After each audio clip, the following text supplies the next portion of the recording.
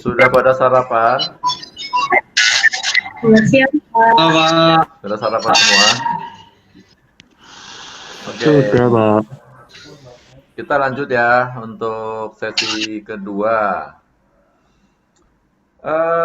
Gimana perkembangan satu minggu dari form yang diisi? Ada kendala apa nggak? Nggak ada ya?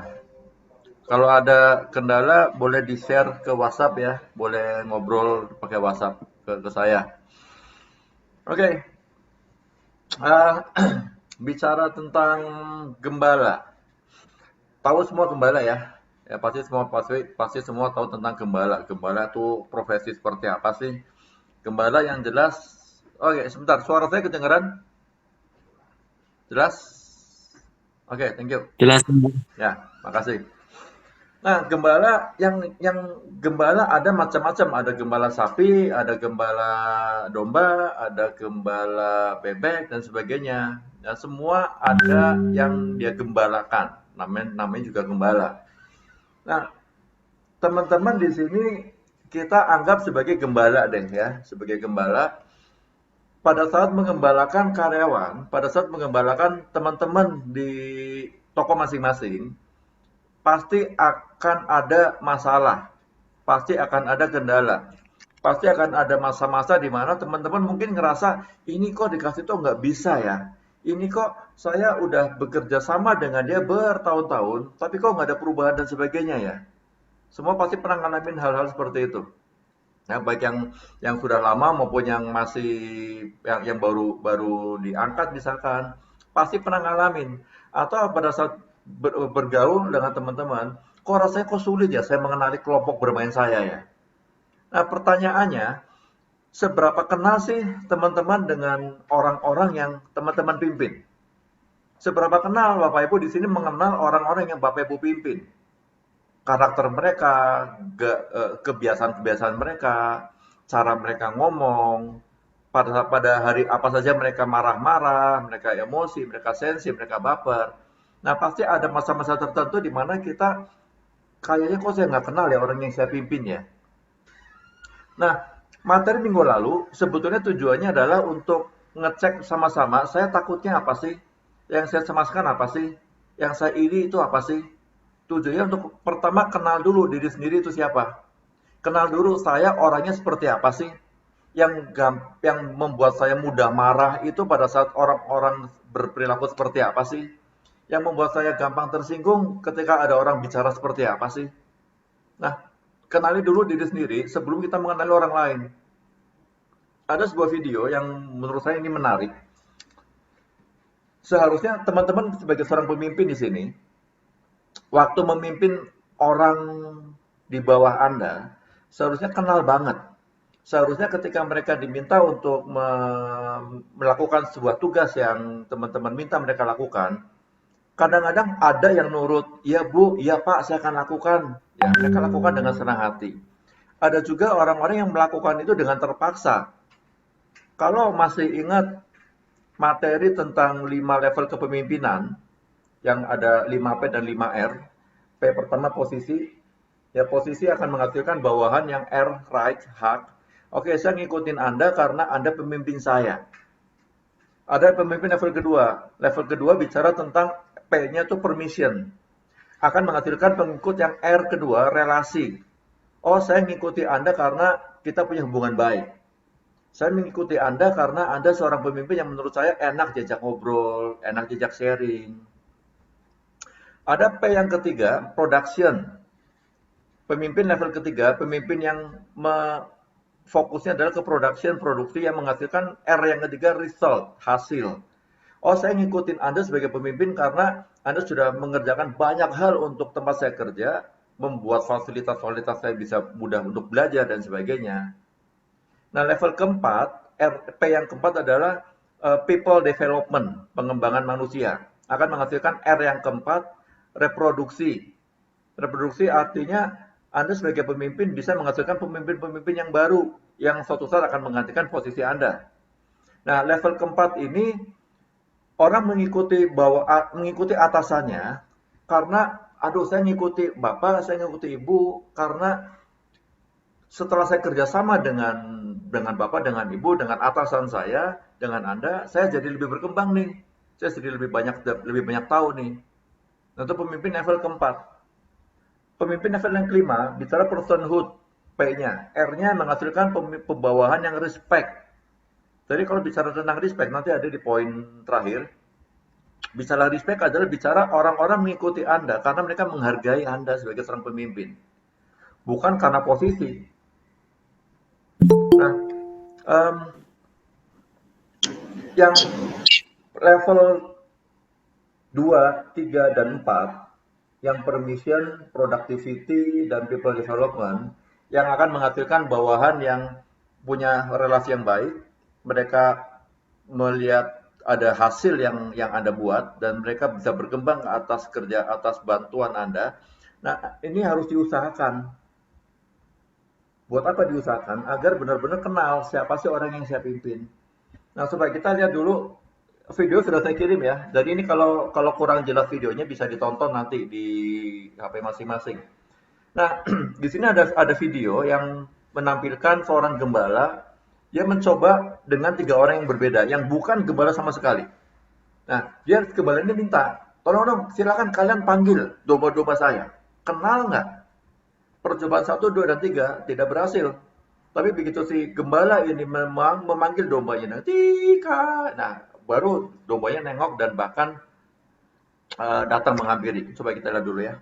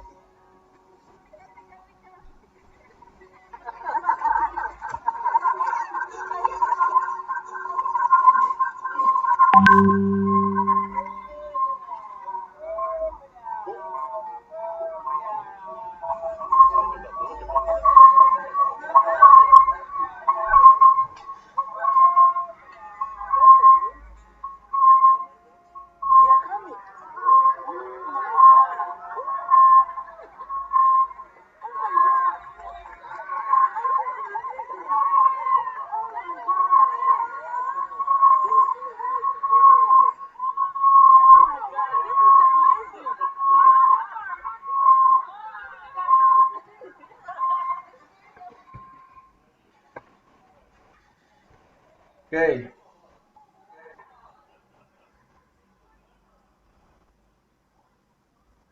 bisa dilihat tadi ya. Bisa teman-teman lihat bahwa waktu si gembala yang sebenarnya ini memanggil domba-dombanya, si domba-domba ini langsung nengok. Yang tadi lagi makan rumput, mereka nengok langsung. Mereka nengok, bahkan mereka menghampiri gembalanya, dan begitu gembalanya masuk ke area mereka mereka merumput, mereka semua ngikutin domba-dombanya. Nah, materi yang hari ini akan kita coba sama-sama belajar adalah bagaimana sih kita menjadi seorang pemimpin yang baik. Karakteristik apa yang harus teman-teman miliki sebagai seorang pemimpin yang baik, sehingga Anda mudah untuk mengenali domba-domba yang Anda pimpin.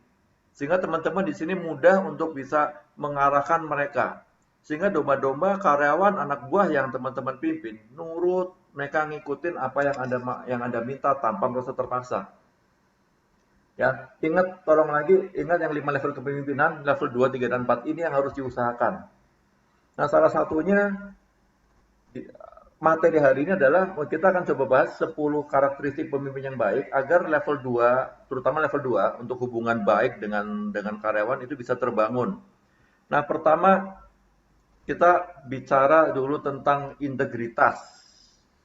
Integritas seperti di 3 pilar ya, 3 pilar kita tetap letakkan di poin pertama, integritas. Integritas di sini bicara bahwa harus jelas. Artinya gini, kalau teman-teman baca di buku panduan, itu ada apa yang boleh dan tidak boleh dilakukan di setiap pilar, di setiap value, di setiap nilai yang kita punya. Ada integritas, ada profesional, ada pelayanan prima. Masing-masing itu ada mana sih yang boleh dilakukan, apa sih yang tidak boleh dilakukan. Jadi bicara integritas harus jelas apa yang karyawan boleh lakukan, apa yang tidak boleh. Karena kalau nggak jelas, ini akan jadi titik buta bagi organisasi, akan jadi hal yang dapat menghambat organisasi, menghambat teman-teman untuk melakukan pekerjaan, untuk memberikan arahan, termasuk untuk memberikan punishment ketika mereka tidak melakukan pekerjaan dengan benar. Nah, integritas juga penting untuk mengarahkan organisasi ini kita mau kemana nih. Dengan value, dengan budaya bekerja seperti ini, dengan pilar integritas seperti ini, kita petakan arah organisasi, kita akan jadi organisasi, kita akan jadi perusahaan, kita akan jadi cabang yang memiliki karyawan yang mereka punya integritas. Seperti apa integritasnya? Mereka bicara jujur, bicara apa adanya, yang mereka tidak melakukan manipulasi dan sebagainya. Mereka juga kalau melakukan kesalahan mereka mengaku, Bu, Pak, maaf saya salah, tadi melakukan ini, tadi melakukan itu. Nah, atas dasar inilah Anda sebagai pemimpin akan lebih mudah untuk membuat keputusan terkait dengan apakah akan harus memberikan reward atau punishment kepada mereka. Jadi ini pentingnya integritas. Dan di mana-mana pasti ada unsur integritas pasti akan ada di mana-mana. Termasuk juga di tempat kita kerja, itu pasti ada. Atau integritas yang paling sederhana, yang paling gampang. Malam, biasanya naik motor kan, pulang kerja malam naik motor, nggak ada polisi, sepi, lampu merah. Biasanya ngapain? Bablas. Kan nggak ada polisi, kan udah malam, kan nggak ada yang lihat. Nah, itu contoh integritas sederhana sebetulnya. Contoh yang paling sederhana lagi, yang sering saya bahas juga ketika saya kunjungan. Yang suka atau yang merasa kepalanya kuat banget. Ya, kalau pakai motor nggak pakai helm, kan deket, kan nggak ada polisi. Itu contoh sederhana dari integritas. Dari hal yang sederhana aja kita nggak mau lakukan loh. Gimana kita dikasih kepercayaan terhadap hal-hal yang jauh lebih besar. Contoh ketiga juga terkait sama motor. Punya motor, nggak punya SIM. Kenapa? Ya kan tahu jalan tikus, tahu jalan-jalan kecil. Itu contoh sederhana dari integritas. Dari hal kecil aja kita nggak bisa ikuti aturan, gimana kita bisa mengatur anak buah untuk bisa ikut aturan. Sementara kita sendiri diatur oleh pemerintah, diatur oleh negara, kita nggak mau. Langgar lampu merah, tanggung. Ya harusnya kan kalau sudah lampu kuning kita kurangin kecepatan. Rata-rata kita malah tancap gas. Ya itu contoh kecil dari sederhana. Contoh sederhana dari integritas. Jadi pentingnya integritas di sini adalah pemimpin harus punya integritas. Artinya saya harus tahu mana yang boleh saya lakukan, mana yang tidak boleh saya lakukan. Termasuk melakukan manipulasi demi kepentingan sendiri, itu tidak boleh dilakukan. Mengintimidasi, mengancam karyawan untuk kepentingan pribadi, itu tidak boleh dilakukan. Nah ini pentingnya integritas. Kemudian, tadi yang saya sebutkan, bisa jadi titik buta potensial bagi organisasi ketika kita tidak punya batasan yang jelas, mana yang boleh, mana yang tidak boleh kita lakukan. Kalau semuanya abu-abu, untuk hal tertentu boleh nggak apa-apa deh. Tapi kalau terkait dengan hal tertentu ini nggak boleh. Dan waktu semuanya ada di area abu-abu, nah disinilah potensi titik buta bagi organisasi. Artinya orang akan mudah sekali melakukan pelanggaran. Dan ketika dia melanggar, biasanya alasannya apa? Loh dulu kan boleh. Teman-teman yang dulu yang zaman masih 11 atau 12 13 toko ya. Awal masih ingat mungkin ya. Awal-awal kita membuat rapor tahun 2015 seingat saya. Awal mula kita mengadakan rapor, hampir semua toko, 11 atau 12 toko waktu itu protes semuanya. Kenapa nggak mau? Dengan berbagai macam alasan. Kenapa orang tidak siap untuk dinilai? Karena apa? Takut Takut kalau saya ketahuan jeleknya, takut kalau jelek nanti kontrak saya selesai. Nah, sebetulnya kalau kita punya integritas yang baik, kalau kita tidak pernah melanggar aturan, nggak usah khawatir dengan aturan apapun. Tidak usah khawatir dengan raport, tidak perlu khawatir dengan penilaian. Nah, begitu kita merasa takut dengan sebuah penilaian, takut yang tidak beralasan kadang-kadang, coba cek, ada nggak sesuatu yang saya langgar? Biasanya ada. Karena begitu kita mulai takut dinilai, berarti ada satu dua hal yang kita lakukan yang tidak harusnya saya lakukan, tapi saya lakukan. Jadi saya takut. Nah, ini integritas. Ini kenapa pemimpin poin pertama harus punya integritas. Kedua, berikutnya memperkuat pentingnya integritas bagi pemimpin. Nah, tadi sudah dibahas. Yang lagi magang, teman-teman kan di sini ngajarin yang lagi magang kan. Nah, yang magang tolong juga tekankan Anda kalau melakukan kesalahan, tolong lapor, tolong sampaikan langsung. Jangan nunggu ketahuan baru bilang, oh iya Pak, dulu kesalahan, maaf, saya nggak lapor. Nah, sampaikan ke mereka jangan seperti itu. Mumpung mereka lagi magang, dan suatu saat mungkin mereka akan jadi pemimpin, entah di Donatello dan di tempat lain. Tapi setidaknya Anda sebagai pemimpin yang sedang mengajarkan mereka, kasih tahu, Mas, Mbak, nanti kalau ada kesalahan, silakan kasih tahu aja, kita diskusi sama-sama. Jangan tutup-tutupin. Karena begitu menutupi kesalahan, nanti akan terjadi kebohongan berikutnya. Kebohongan untuk apa? Kebohongan untuk menutupi kesalahan yang sudah dilakukan, yang dari di awal dilakukan. Jadi kebohongan itu adalah seperti bola salju. Kita bohong pertama, nanti kedua kita akan berbohong untuk nutupin kebohongan yang pertama. Nah, yang lagi magang, lagi ngajarin yang lagi magang juga, kasih tahu ke yang lagi magang. Kalau ada kesalahan, tolong segera lapor. Dibandingkan Anda nutupin, dan suatu saat ketahuan oleh orang pusat misalkan, akan berabe. Semua akan kena imbasnya. Ini poin pertama tentang integritas. Kedua, kemampuan mendelegasikan. Nah, mendelegasikan di sini artinya Anda punya tanggung jawab untuk memberikan tugas kepada bawahan. Untuk melakukan tugas kepada bawahan melakukan tugas yang sekiranya bisa dilakukan oleh mereka. Bukan menyerahkan semua tugas ke mereka, bukan. Ya, bukan menyerahkan semua pekerjaan Anda kepada bawahan, pada orang lain. Tetapi ada nggak tugas-tugas kecil yang bisa Anda ajarkan ke orang lain, yang bisa Anda berikan ke orang lain, yang membuat anak buah yang Anda pimpin ini jadi lebih berdaya, lebih berkembang. Tugas delegasi adalah bukan untuk membebaskan diri Anda dari pekerjaan, bukan. Tetapi untuk membagi tugas. Bagi tugas sesuai dengan porsi mereka, sesuai dengan kemampuan mereka.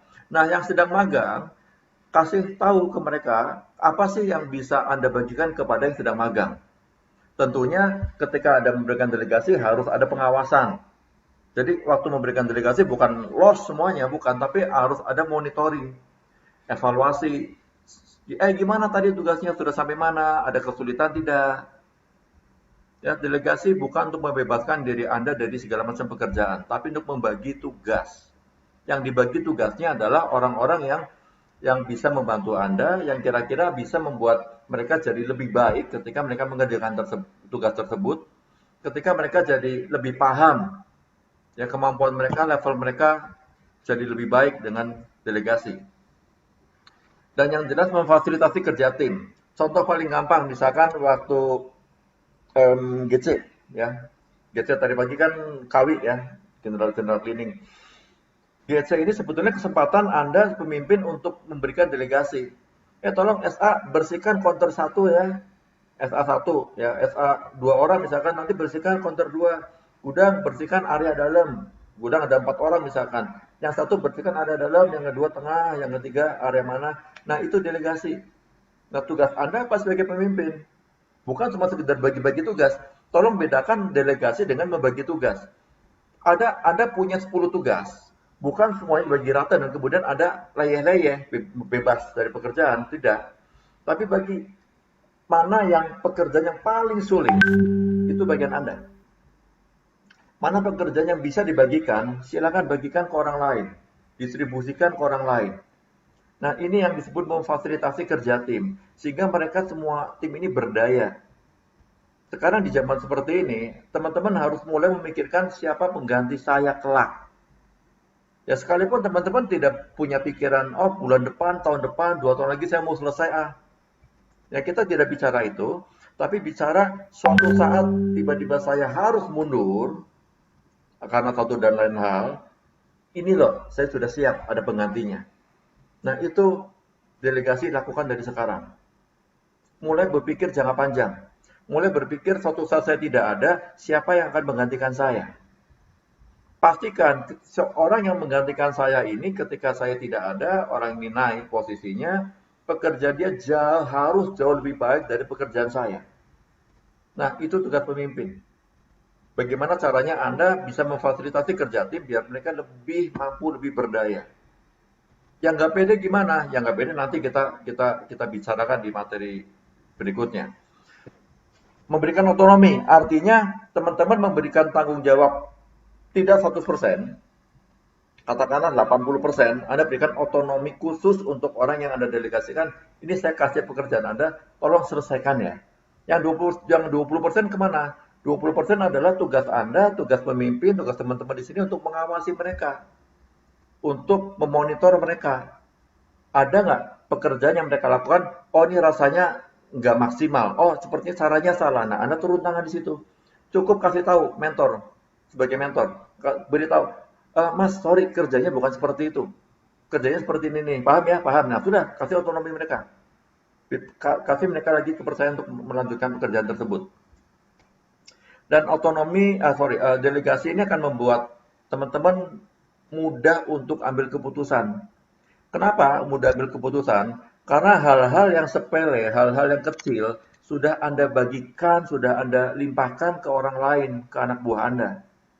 Sehingga teman-teman di sini untuk ambil keputusan, fokusnya sudah lebih jelas. Fokus pemimpin di sini adalah Anda harus bisa mulai mengarahkan ini toko mau saya bawa kemana nih. Di bawah kepemimpinan saya, anak buah saya akan saya jadikan orang-orang yang seperti apa. Nah itu tugas pemimpin. Tentunya didasari dengan integritas yang tadi. Ya coba mulai fokus ya, mulai pikirkan suatu saat saya memimpin di toko A, saya ingin anak-anak saya akan jadi orang-orang yang seperti apa nih? Karakternya seperti apa? Saya ingin penjualannya akan seperti apa? Nah itu sebetulnya tugas pemimpin. Dengan cara seperti apa? Delegasi. Berikan delegasi. Dan ini bukan pertumbuhan laporan langsung ya, tapi intinya membantu ketika Anda memberikan delegasi, itu akan membantu anak buah Anda untuk memberikan laporan langsung kepada Anda, kepada seorang pemimpin. Jadi setelah mereka selesai melakukan tugas yang Anda delegasikan, minta mereka berikan laporan. Gimana tadi laporannya? Gimana hasil kerjanya? Nah, tugas Anda di sini adalah membantu mereka untuk bisa memberikan laporan, konfirmasi, lakukan koordinasi. Di sini semua sudah dilatih untuk sama-sama melakukan koordinasi, untuk konfirmasi di antar shift, antar tim, ya. Itu karakteristik yang kedua tentang delegasi. Karakteristik yang ketiga, komunikasi. Kita sudah pernah bahas dulu pada saat kunjungan, sudah pernah bahas. Komunikasi bicara ada keterkaitan antara kepemimpinan yang efektif dengan komunikasi. Nah pertanyaan saya, ada nggak di sini dari sekian belas orang di sini ketika briefing masih sulit ngomong? Ada nggak? Kalau ada, pertanyaannya, kenapa sulit ngomong? Takut salahkah? Takut dinilai orangkah? Nggak punya bahan? Kalau nggak punya bahan, solusinya gampang. Anda harus banyak baca. Itu bahan akan banyak sekali di situ. Atau kenapa sulit bicara di depan forum? Grogi mungkin. Ya, dan kebanyakan takut dinilai orang. Kebanyakan takut, nanti kalau saya salah ngomong gimana? Nanti kalau orang itu nggak paham gimana? Tugas pemimpin di sini adalah bagaimana cara saya menyampaikan pesan kepada anak buah saya dalam briefing, dalam bahasa yang paling sederhana dan mereka ngerti. Nggak perlu pakai bahasa-bahasa yang terlalu tinggi, yang filosofis. yang bahasa-bahasa yang sulit dipahami oleh mereka, nggak perlu. Kalau memang bisa diungkapkan dengan bahasa daerah, silakan gunakan bahasa daerah. Nggak salah kok itu. Ya, itu tidak salah. Ketika teman-teman sulit untuk ngomong dengan bahasa Indonesia, kalau sekiranya orang-orang yang Anda ajak bicara mudah dengan bahasa daerah, silakan gunakan bahasa daerah. Intinya adalah pesan itu tetap tersampaikan dengan benar, dengan jelas.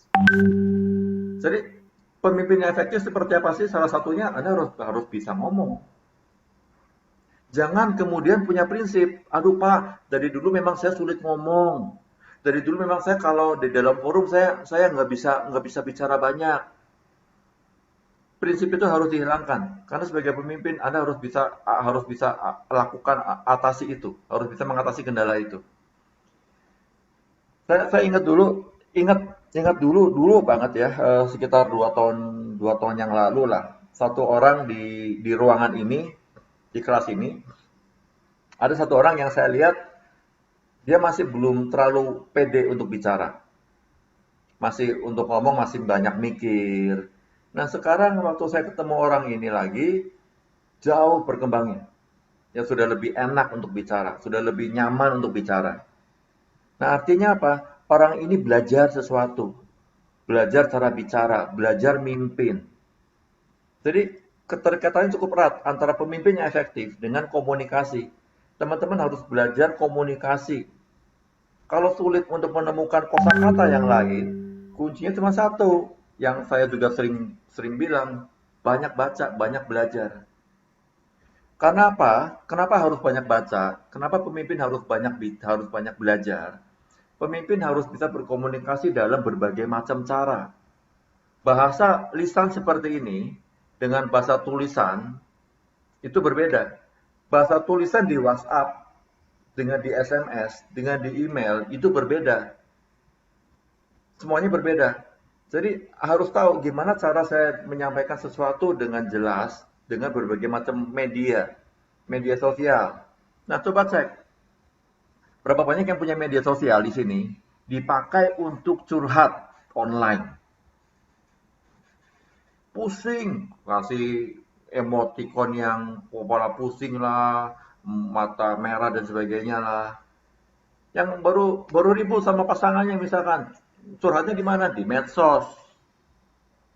Nah, itu juga media, tapi sebaiknya medsos tidak dipakai untuk curhat online. Kalau mau curhat online, mendingan cari orang yang bisa diajak ngobrol. Bukan biar semua orang seluruh dunia tahu bahwa ini saya punya masalah loh, saya lagi marah loh, saya lagi berduka loh, saya lagi benci sama si ini loh. Sama, sebagai seorang gembala di toko masing-masing, Anda harus paham, anak-anak saya ada nggak yang suka curhat online? Anak-anak saya ada nggak yang suka ngomongin masalah mereka di media sosial? Anda harus kenal itu. Makanya harus bukan kepo ya, bukan stalking juga, tapi amati, awasi mereka, observasi mereka. Mereka menggunakan medsos untuk apa sih? Nah, pentingnya Anda juga bergaul dengan mereka melalui medsos. Silakan yang punya IG, Facebook, Twitter, apapun itu, silakan berteman dengan mereka. Dan amati, ini orang ini ngobrol seperti ini, pasang status WhatsApp seperti ini, kira-kira lagi kenapa ya? Nah, teman-teman di sini harus bisa berkomunikasi dalam berbagai cara dengan berbagai media, termasuk nanti suatu saat mungkin akan mengajar juga dengan menggunakan LCD misalkan infocus, harus belajar. Atau suatu saat juga akan mengirim pesan seperti ini, kelas online seperti ini, dan Anda harus presentasikan materi melalui media entah Zoom, entah Google Meet seperti ini. Dan Anda harus belajar. Kalau nggak ngerti, jangan pakai prinsip, aduh pas nggak ngerti, jangan saya deh. Ingat loh, Anda pemimpin harus bisa komunikasi dengan berbagai macam cara loh. Termasuk kalau misalkan sedang menggunakan laptop seperti ini, presentasi seperti ini ada PowerPoint-nya dan bermasalah. Terus mau gimana? Harus belajar di situ. Nggak kepake sekarang nggak apa-apa. Mungkin suatu saat Anda pindah ke perusahaan lain akan terpakai ilmunya. Atau mungkin usaha lain, wira swasta misalkan dan harus presentasi di depan para investor, Anda harus berkomunikasi dengan mereka melalui berbagai macam cara. Harus dapat berkomunikasi dengan berbagai orang di berbagai peran. Di sini peran teman-teman sebagai seorang pemimpin. Ketika ada pimpinan datang ke toko, entah orang pusat, entah AM datang, posisi Anda adalah sebagai bawahan. Tapi ketika AM, ketika para direksi tidak hadir di toko masing-masing, posisi Anda adalah pemimpin. Cara bicara Anda sebagai pemimpin kepada bawahan berbeda dengan cara bicara Anda kepada pimpinan di atas. Cara Anda bicara dengan karyawan berbeda dengan cara bicara dengan pasangan di rumah, dengan anak di rumah, dengan orang tua di rumah. Cara bicara dengan orang tua di rumah berbeda dengan cara bicara dengan teman-teman satu kelompok Anda, atau kelompok bermain. Makanya di sini teman-teman harus bisa berkomunikasi dengan berbagai orang di berbagai peran, di berbagai identitas sosial dan berbagai macam situasi. Cara ngomong itu berbeda. Hati-hati, beda intonasi, beda pemenggalan kalimat, beda pemenggalan kata, beda arti. Kemarin saya kasih contoh, saya ajukan pertanyaan, mengapa dinamakan nasi goreng? Kalau pertanyaannya, mengapa dinamakan nasi goreng? Orang bisa menjawab kenapa? Ya karena nasinya digoreng. Karena nasinya digoreng. Sebetulnya ya itu tidak salah. Itu tidak salah. Tapi kalau saya penggal, mengapa Dina makan nasi goreng? Jawabannya apa? Karena Dina lapar. Bukan karena nasinya digoreng. Jadi kalimat yang sama dengan pemenggalan yang berbeda, beda arti. Makanya teman-teman kalau mau menyampaikan sesuatu kepada karyawan di forum, pastikan intonasi Anda benar. Pastikan pemenggalan kalimatnya itu benar. Contoh yang paling gampang, saya di UAR-UAR itu ya, di pengumuman yang untuk mendukung keputusan pemerintah kesehatan bla bla bla, yang cuci tangan dan sebagainya, saya kasih dua garis miring kan. Nah, artinya apa? Itu pemenggalan di situ, itu berhenti. Kesempatan buat tarik nafas. Komunikasi harus sedetail itu loh. Ya bukan cuma sekedar ngomong panjang lebar, pemotongannya salah. Nah, dulu ada yang ngomong apa ya, kalimatnya sama, pengumuman juga di toko, kalimatnya diberitahukan kepada pengunjung setia Osonatelo. Pemenggalannya harusnya diberitahukan kepada pengunjung setia House of Donatello. Bukan seperti ini, bukan diberitahukan kepada pengunjung setia House of Donatello. Itu beda arti. Kalimatnya sama, artinya berbeda. Komunikasi adalah komponen ketiga, karakteristik ketiga yang harus pemimpin punya, yang harus teman-teman punya. Poin keempat, karakteristik keempat, self-awareness, kesadaran diri. Nah, saya kadang suka nanya, teman-teman kalau saya tanya nih, sekarang saya tanya misalkan, kemampuan Anda apa sih? Potensi yang Anda punya apa sih? Kelebihan yang Anda punya apa sih? Kira-kira masih akan menjawab dengan cara seperti ini nggak? Aduh Pak, saya nggak tahu Pak. Aduh Pak, saya kan orang baru. Pak, nanti kalau yang tahu kelebihan kan cuma orang lain. Nanti kalau saya bilang kelebihan saya, orang lain bilang saya sombong. Masih seperti itu kira-kira? Semoga tidak. Karena kalau masih jawabnya seperti itu, artinya Anda belum kenal siapa diri Anda. Nah, bagaimana mengenali karyawan, bagaimana mengenali orang lain, bagaimana membantu orang lain yang punya masalah, kalau diri sendiri aja nggak ngerti, saya kemampuan saya apa sih? Semalam baru ada yang WhatsApp saya, temannya dia punya masalah juga. Bukan orang toko sih, tapi yang WhatsApp saya orang toko, salah satu posisi lah. Dia cerita tentang temannya. Ya, cerita intinya sampai si temannya ini ngomong, ya saya juga nggak tahu saya kenapa sih. Bayang, dia punya masalah, dia nggak ngerti kenapa saya punya masalah, kenapa saya jadi seperti ini orangnya. Self-awareness, kesadaran diri penting. Buat apa? Karena ini keterampilan untuk mengasah teman-teman fokus ke dalam. Coba sering ngobrol dengan diri sendiri, sering diskusi dengan diri sendiri. Ketika malam sebelum tidur, coba ngobrol pada diri sendiri. Hari ini saya udah ngapain ya? Tadi siang saya marah. Marah kenapa ya? Kenapa saya marah ya? Oh, saya marah karena dia ngomongnya nyinggung. Kenapa saya harus tersinggung ya? Saya ngobrol kemarin ngobrol dengan seorang teman saya, bukan orang Donatello. Dia ngomong tentang pandemi. Nah, pandemi. Kemudian dia baca di satu satu artikel ada istilah pagebluk. Nah, saya cari pagebluk itu apa sih? Dia bukan orang Jawa, dia orang suku suku lain. Oh, saya cari di Kamus Besar Bahasa Indonesia, pagebluk itu adalah bahasa Jawanya dari pandemi. Dan saya kasih tahu, pagebluk itu nggak salah. Dia bilang, aduh saya rasa aneh, bahasa Sundanya ngewa. Rasa, aduh saya aneh deh dengar istilah pagebluk. Dan saya bilang, itu istilah umum kok, itu tidak salah istilah itu. Itu bukan istilah ngawur, itu istilah dalam bahasa Jawa. Dan dia minta maaf. Aduh sorry ya, sorry, jangan tersinggung ya. Saya bilang, loh tersinggung apa? Apa yang bikin saya tersinggung? Enggak, kan dia tahu saya dari Jawa Tengah. Nah, dia takut saya tersinggung. Karena ngomong bahwa bahasa itu, istilah itu adalah aneh istilahnya. Nah, Anda harus cek, ada nggak kalimat-kalimat orang lain yang waktu mereka ngomong ke teman-teman dan kemudian tersinggung. Kenapa saya tersinggung ya? Kenapa saya jadi marah ya? Nah ini keterampilan yang lebih terfokus ke dalam diri sendiri. Makanya coba nanti malam cek hari ini saya gimana sih? Hari ini saya sudah maksimal belum dalam memimpin? Karena self awareness, kesadaran diri penting untuk pemimpin. Untuk apa? Karena Anda harus sadar dulu, karyawan yang saya hadapi, mana orang-orang yang gampang bikin saya marah.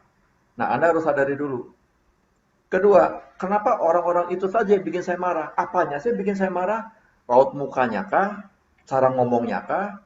Cara kerjanya kah? Atau apa? Nah, cek dulu. Saya marah karena, oh, ya saya marah karena kalau saya nyuruh dia sekali dua kali nggak pernah nurut. Jadi saya cepat marah di situ. Nah, sadari di situ. Jadi self awareness, kesadaran diri penting untuk memimpin. Buat apa sih? Semakin teman-teman paham diri sendiri, Anda akan semakin efektif dalam memimpin. Anda akan semakin efektif dalam merangkul orang lain. Anda akan semakin efektif untuk membuat orang lain nyaman bekerja sama dengan pemimpinnya. Nah, di sini penting, makanya makanya tolong sering cek, sering diskusi, sering ngobrol dengan partner kerjanya, sering minta masukan kepada karyawan. Nanti kemungkinan di bulan September kita akan coba jalankan lagi kuesioner buat pemimpin. Ya yang dulu pernah dilakukan. Kita akan lakukan lagi. Buat apa sih? Karena terkadang mereka mau ngomong ke Anda misalkan ke Bu Ika. Bu Ika misalkan mau ngomong. Tolong dong karyawan, teman-teman evaluasi saya dong. Kasih saya masukan dong. Rata-rata mereka kalau berhadapan langsung dengan orangnya, oh Bu Ika bagus kok, enggak kok, kita nyaman kok. Mereka nggak akan berani bicara. Berbeda halnya ketika mereka menulis di komputer. Ya, kami sudah coba buatkan melalui Google Form juga, jadi tidak di print lagi, tapi mereka seperti ngisi rapot. Nanti panggil satu-satu, isi. Nah silakan, nanti kalau teman-teman mau baca, ya monggo baca, nggak apa-apa. Tujuannya buat apa sih? Untuk evaluasi diri. Oh, ternyata teman-teman saya melihat saya seperti ini loh. Cari tahu bagaimana orang lain memandang Anda. Cari tahu orang lain menganggap saya kalau bicara kayak gimana sih? Karena ada orang yang ngomongnya pelan sebetulnya, tapi orang mempersepsikannya, Bu, Ibu kalau ngomong ngegas, Ibu kalau ngomong jutek, Ibu mukanya jutek. Nah, kita perlu masukan. Karena terkadang waktu kita cross check diri sendiri, kita evaluasi diri, kadang-kadang yang kita cek, enggak kok, udah bener kok, udah maksimal kok, udah bagus kok. Itu menurut kita. Nah, ini makanya penting kita juga selalu cross check dengan orang lain. Nah, ini contoh contoh dari salah pergaulan sebetulnya. Yang sudah nonton em, yang sudah nonton tentang burung beo yang menyalak, menggonggong seperti anjing. Kita lihat dulu ya.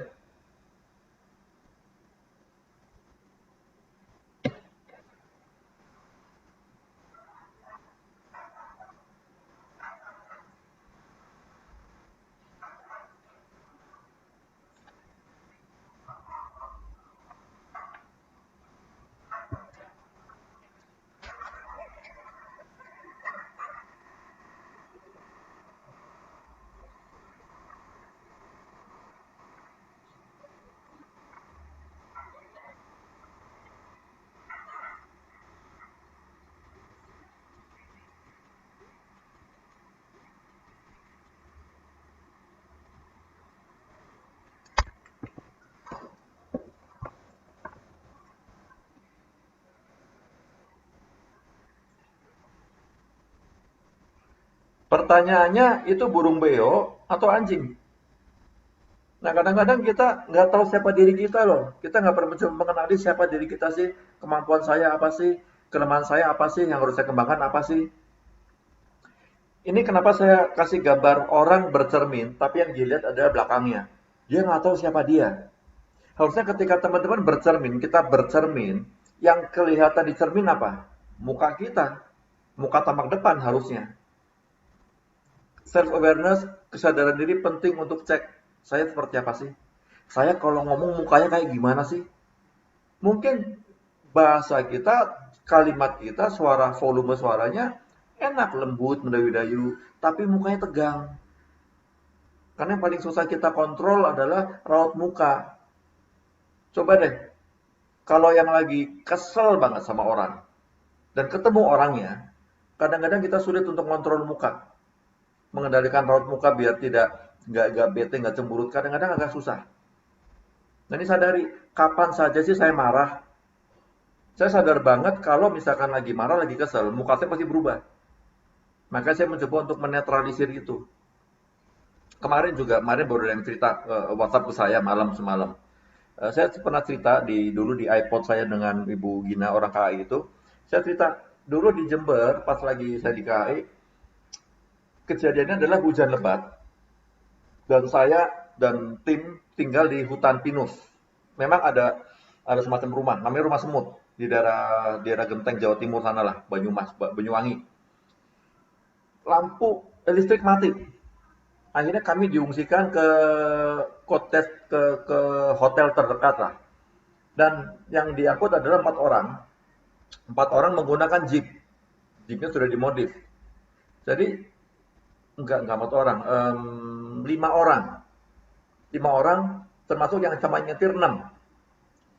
Karena di dalam mobil nggak muat, akhirnya saya dengan 1 orang manajer duduk di atap mobil jeep.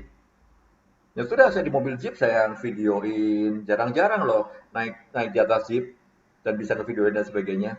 Dan dia heran, kok bapak bisa sih gitu, kok masih bisa happy, bisa menikmati. Kalau saya pasti saya ngumpat. Nah saya bilang, emang kalau ngumpat selesai masalahnya? Ya enggak sih, minimal plong. Kan plong harus ngumpat. Nah itu harus disadari. Kenapa saya ngumpat? Kenapa saya harus marah? Self awareness penting sekali buat agar teman-teman sadar diri. Saya ketika menghadapi orang-orang seperti apa sih saya marah. Saya cepat kesel kalau orang disuruh sekali, 2 kali, 3 kali, berapa kali saya kesel. Nah itu dicek. Yang kedua, cek kalau saya kesel, muka saya kayak gimana? Intonasi saya bicara kayak gimana? Ngegas kah? Atau ngediemin kah? Nah ini perlu dilatih.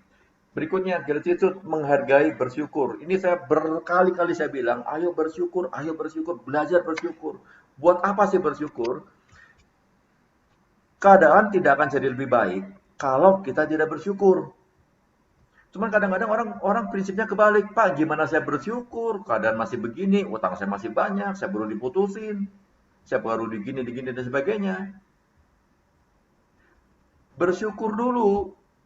Karena ketika kita bersyukur, hati kita akan jadi lebih plong.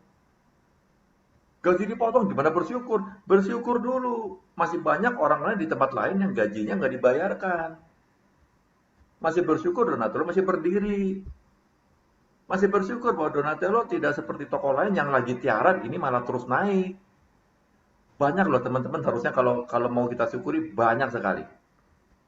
Termasuk seperti ini, contoh ya, saya ikut training seperti ini melalui Zoom ya, 2 minggu lalu, itu saya bayar 2 hari saya bayar 200.000. 200.000 itu saya 2 hari, 1 hari dari jam 9 sampai jam 3, setengah 3 sore. Dan saya bayar. Anda gratis. Cuman meluangkan waktu untuk duduk dengerin 1,5 jam. Free. Saya nggak tarik bayaran. Perusahaan tidak tarik bayaran. Banyak kalau yang harus bisa disyukuri. Dan ikut training seminar kepemimpinan itu bayarnya mahal. Sekarang zaman Zoom, zaman online seperti ini paling 100.000, 200.000, 300.000. Kalau dulu kalau tatap muka langsung itu bisa jutaan. Paling murah satu orang 500.000, paling murah. Itu juga cuma satu hari. Banyak hal yang bisa disyukuri. Karena dengan bersyukur membuat Anda jadi pembimbing yang lebih baik. Aduh, bersyukur saya dapat karyawan yang bandel-bandel, bersyukur banget. Kenapa? Anda lagi latihan sabar. Teman-teman lagi latihan untuk mengenali, oh, karakter 5 orang karyawan saya yang susah diatur ternyata seperti ini. Jadi saya bisa menyesuaikan diri, saya bisa mencari pendekatan yang berbeda untuk 5 orang ini. Jadi waktu saya dikasih 5 karyawan yang bandel-bandel, bersyukur banget. Karena saya punya 5 pendekatan baru kepada mereka. Stop, apalagi yang mau dikeluhkan? Nggak ada loh seharusnya. Aduh, jam kerja jam segini. Masih ada orang yang jam kerjanya nggak jelas. Kita masih jelas. Apalagi mau mengeluh apalagi? Aduh, makanan bosen. Saya juga kadang-kadang bosen makan di dago. Cuman minimal, kalaupun bosen, apakah kalau dengan kemudian ngeluh, kemudian akan jadi kenyang? Kan tidak, bersyukur dulu, minimal masih ada rasa lapar. Minimal masih bisa makan, minimal waktu di sini ada yang masak masih bau telur, masih kebun, masih ada muncul rasa lapar pengen makan. Bersyukur dulu. Kedua, dengan bersyukur meningkatkan harga diri Anda jauh lebih tinggi. Nah, artinya apa? Meningkatkan harga diri kalau bersyukur itu membuat kita jadi orang yang lebih enak untuk komunikasi, kita nggak baperan, ya kondisi apapun kita jadi lebih bisa menerima. Bukan pasrah berbeda. Berserah dengan pasrah itu berbeda. Nah, bersyukur ini menghargai apapun yang kita dapatkan, hargai dulu. Saya sudah ketemu satu topik tentang menghargai. Nanti Senin saya share ya, Senin pagi. Contoh ini bocoran sedikit lah ya. Saya mau tanya, jawab masing-masing ya dalam hati. Menghargai hidup Anda nggak? Teman-teman menghargai hidup masing-masing nggak? Saya yakin kalau ditanya menghargai Pak. Bentuk menghargai seperti apa? Macam-macam. Tapi saya berani bilang, orang ini tidak menghargai hidupnya ketika apa? Satu yang paling gampang aja. Ini harga kepala kita mahal nggak? Ada nggak di Tokped, di Shopee, di Bukalapak, kepala second? Atau otak deh, otak second. Ya di rumah makan Padang banyak otak. Tapi kan nggak bisa buat berpikir. Nah, menghargai paling sederhana adalah tolong pakai helm kalau naik motor. Kalau nggak pakai helm, saya berani bilang orang itu tidak menghargai hidupnya. Pernah kebentur kepalanya dan geger otak? Nggak pernah kan? Kepengen? Pasti nggak pengen. Nah kalau nggak pengen, kenapa nggak mau pakai helm naik motor? Kan deket Pak. Aduh pas susah pakai ada kondenya, ada sanggulnya, udah ke salon segala macam. Itu resiko. Naik motor, konsekuensinya Anda harus mau pakai helm. Nah buat saya itu contoh menghargai hidup. Nah, ketika Anda menghargai posisi pekerjaan teman-teman sekarang, walaupun sebagai pimpinan pasti ditekan dari kanan kiri, dari atas, dari bawah, hargai itu. Karena tidak semua orang dapat kesempatan seperti ini. Kalaupun ada di tempat lain, mungkin salahnya berbeda. Kita nggak bisa membandingkan. Dan bersyukur akan mengurangi depresi, kecemasan. Kok bisa? Bisa banget. Bersyukur untuk sesuatu yang belum terjadi dalam kehidupan Anda. Aduh bersyukur saya udah bisa beli rumah. Kapan beli rumah? Duit juga belum ada. Syukurin dulu. Dengan bersyukur, Anda akan mulai berpikir, oke, berarti kalau saya pengen beli rumah, saya harus nabung deh dari sekarang. Aduh nabung gimana caranya? Pendapatan juga belum full. Nah kan ngeluh lagi kan, nggak bersyukur lagi kan. Bisa kok, harusnya bisa banget. Bersyukur menghargai mengurangi depresi dan kecemasan. Kenapa? Membuat kita jadi pribadi yang lebih positif. Bersyukur membuat kita jadi pribadi yang lebih positif. Kondisi seberat apapun, sesulit apapun, senegatif apapun, kita tetap bisa tenang. Nah, ini yang saya sebut mindfulness, ketenangan dalam diri. Tidur jadi lebih baik. Nah, coba cek, ada nggak yang susah tidur? Ada nggak yang kalau malam tidurnya di atas jam 12, susah bolak-balik, udah ngapain, udah lihat WhatsApp terus, lihat medsos terus, nggak bisa tidur. Nah kenapa? Mungkin cemas. Loh kenapa cemas? Mungkin nggak bersyukur dengan kehidupan. Bersyukur membuat tidur Anda jauh lebih baik, lebih berkualitas. Nah tolong cek, kenapa suka begadang sih? Pasti ada alasan. Kenapa orang susah tidur untuk tidur malam? Kenapa susah? Pasti ada yang dipikirkan. Entah apa itu yang dipikirkan, saya nggak tahu. Tapi dengan menghargai, aduh saya bersyukur loh dapat masalah seperti ini. Bisa jadi ada orang yang ngomong, kamu gila ya, dapat masalah kok malah bersyukur sih? Ya saya bersyukur, artinya saya masih hidup. Kalau saya hidup nggak punya masalah, saya udah mati. Orang mati yang nggak punya masalah. Kadang-kadang orang yang sudah mati malah meninggalkan masalah buat yang masih hidup. Ninggalin utang, ninggalin apa dan sebagainya. Terus hanya sedikit orang yang secara teratur mengatakan makasih ya. Sebagai pemimpin tolong biasakan bicara bilang terima kasih kepada orang-orang yang Anda pimpin. Misalkan paling gampang, udah getsennya, aduh makasih ya teman-teman sudah datang lebih awal, harusnya hari ini Anda libur dan masuk hanya sekian jam untuk GC. Makasih banget. Ucapan terima kasih. Biasa suka ada yang piket makanan. Bu, mau pesan apa? Pak, mau pesan apa? Saya pesan ini ya. Oke, catat. Orang itu belum pergi, bilang makasih ya, sudah dibeliin. Loh, kan belum beli. Bilang dulu terima kasih. Minggu lalu saya sempat bilang, the power of thank you. Bilang dulu terima kasih, itu akan membuat orang berbunga-bunga. Saya lupa lagi, kemarin saya sudah bilang saya lupa mau ngirim video yang orang atlet itu yang dia ngasih tos, salam dan sebagainya yang membuat orang petugas anak muda yang muda-muda itu happy banget. Nah itu hanya cuma sekedar tos gini aja loh. Anak kecilnya udah happy banget. Karena yang begini bukan sembarang orang, itu atlet terkenal. Semoga hari ini nggak lupa saya kirim. Dan kebanyakan orang bersedia bekerja keras untuk bos, untuk pimpinnya yang menghargai. Nah, pertanyaannya, teman-teman menghargai diri sendiri nggak? Kalau menghargai diri sendiri, seharusnya bilang terima kasih, bilang, tolong ya. Kalau memang salah, aduh maaf saya salah, ngaku salah. Itu artinya menghargai. Dan orang akan lebih mau gini, bawahan mengikuti Anda, mereka nggak peduli loh. Karyawan tidak peduli seberapa banyak yang Anda tahu tentang kepemimpinan. Mereka nggak peduli, bodoh amat. Karyawan mereka tidak peduli seberapa banyak yang Anda tahu tentang kehidupan, tentang pekerjaan, bodoh amat. Mereka hanya pengen tahu seberapa peduli Anda kepada mereka.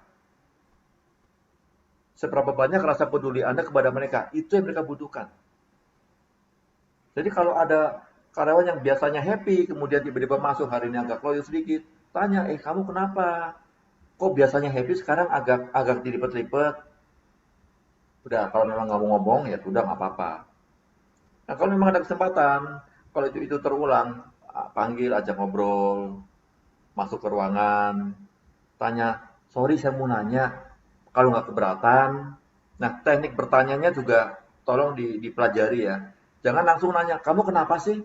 Kok bete terus seharian ini? Jawabannya pasti akan lebih bete. Dan pasti akan membuat teman-teman lebih bete jawaban dia.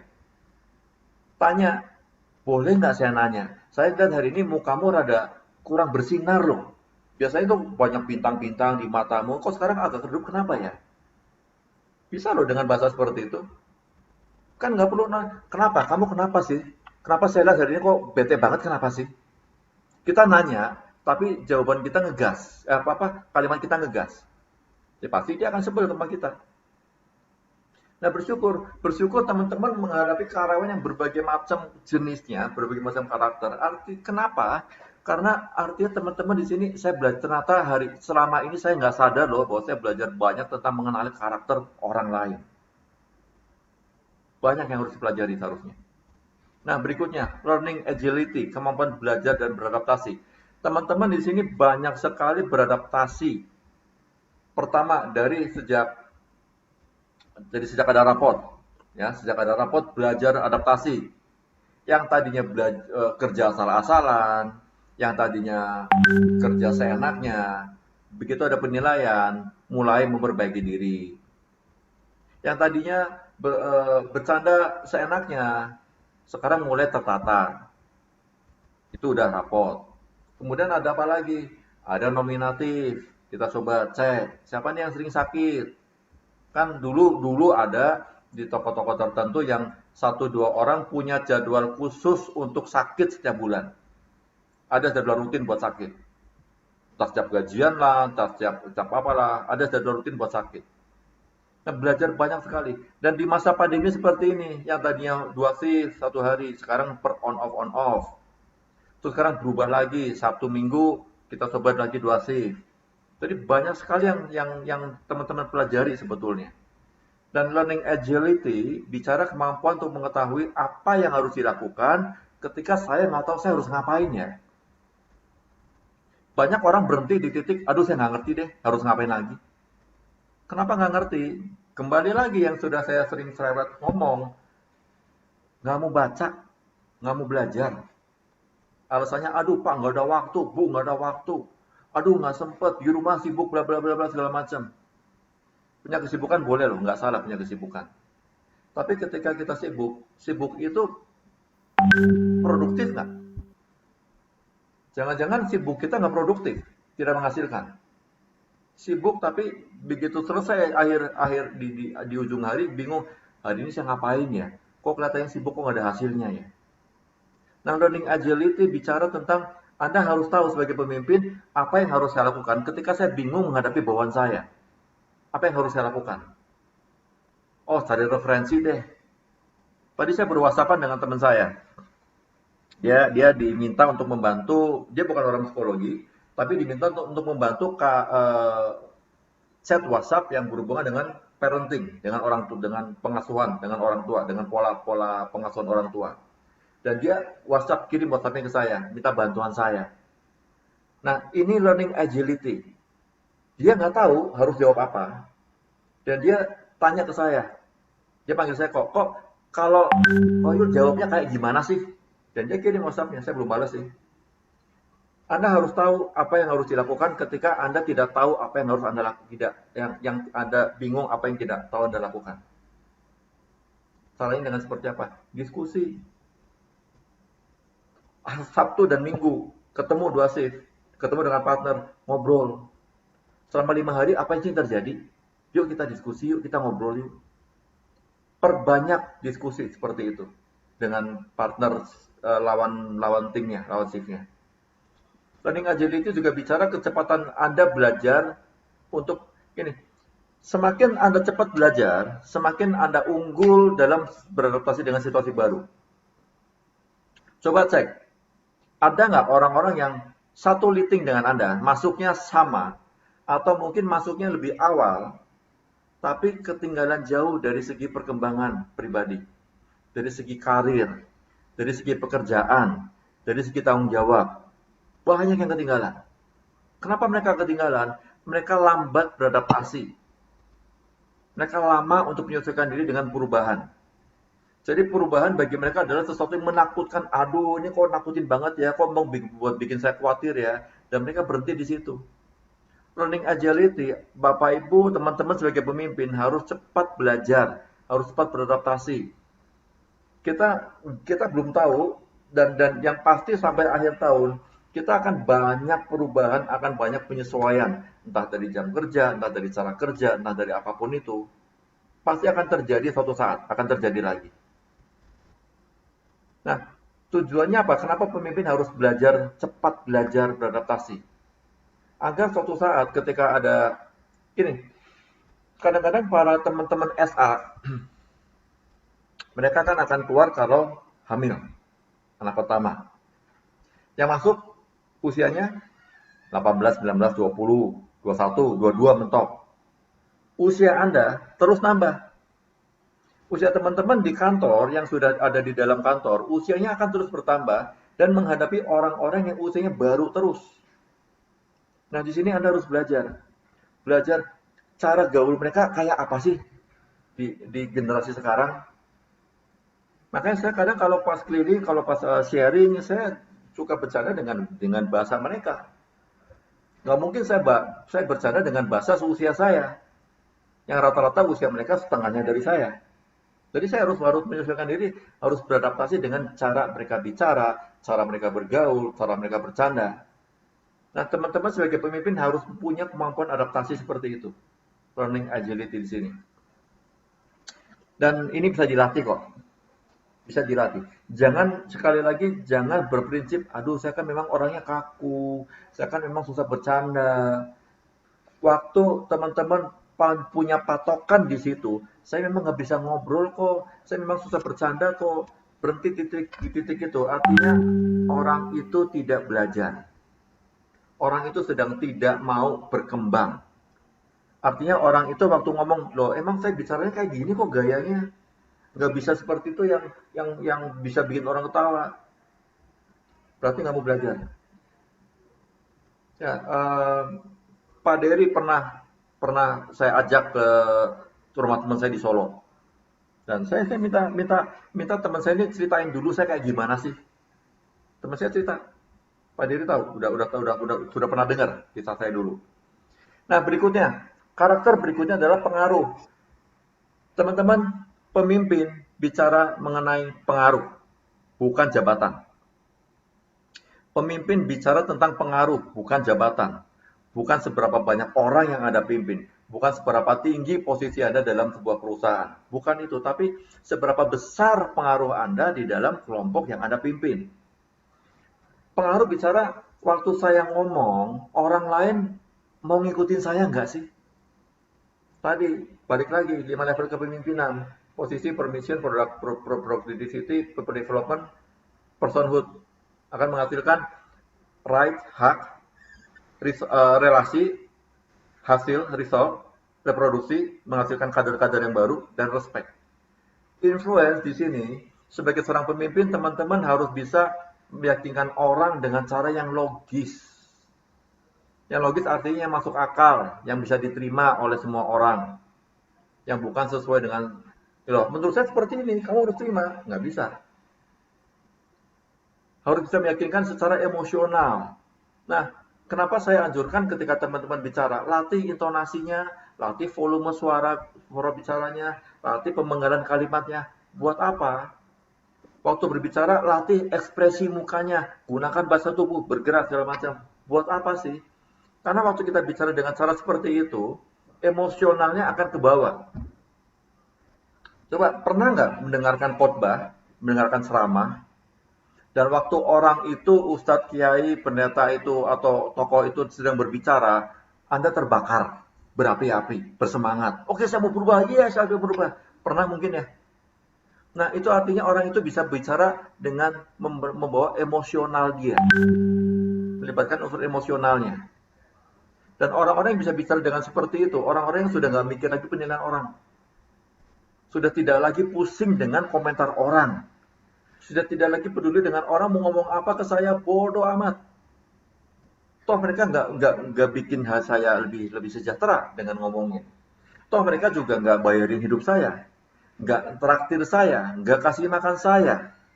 Hidup saya juga tidak tergantung oleh orang itu. Nah, orang-orang yang bisa seperti itu, dia akan lebih plong, ngomong dengan berbagai macam gaya bahasa. Unsur komunikasi ada 3, kata-kata yang saya ngomongin ini hanya efektif 7% mempengaruhi orang.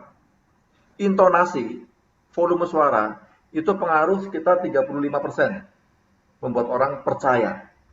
Sisanya 50 sekian persen bahasa tubuh, termasuk apa? Ekspresi muka. Nah, coba cek waktu teman-teman ngomong sama orang lain di forum, di briefing misalkan, tegang nggak mukanya? Self-awareness dibangun. Saya tegang nggak muka saya? Muka saya kelihatan ragu-ragu nggak? Nah, kalau ragu-ragu, kalau tegang, cek lagi. Kenapa ya? Oh, mungkin saya takut dinilai. Oh, mungkin saya ini, oh mungkin saya itu. Oh, mungkin karena ada orang yang nyebelin, ada kebetulan bareng shift saya jadi terganggu. Nah, berarti harus belajar bersyukur. Aduh, bersyukur ya orang ini ada di shift saya. Jadi saya harus belajar mengendalikan seluruh badan saya, seluruh bahasa tubuh saya, seluruh muka saya. Itu balik lagi ke gratitude, bersyukur. Influence juga bicara tentang ini, pengaruh berbeda dari manipulasi. Manipulasi itu bisa positif, bisa negatif ya.